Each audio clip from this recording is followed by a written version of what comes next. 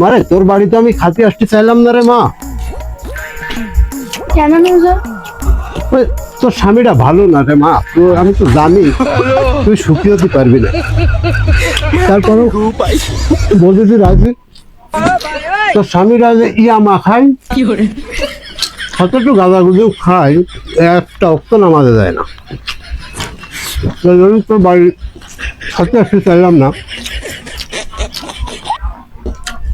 তবে মা একটা জিনিস ভুল করেছিস, রান্নাটা খুব সুন্দর হয়েছে, কিন্তু তুই যদি কাঁচকলা দিয়ে ইলিশ মাছ না রাঁধবে, একটু ওলদে রাঁধতিস রে মা, তা খাবারটা আরো বেশি ভালো হতো। এরকম খানা ইলিশ মাছ দিয়ে অনেকদিন খাইনি। তো মা তুই একটু স্বামীটা একটু ভালো করার চেষ্টা করছিস না, একটু মজবুতি পাঠাইছ না।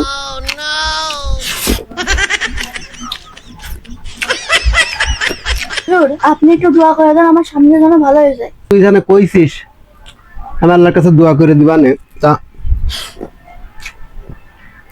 একটু পথে নিয়ে আসছে না।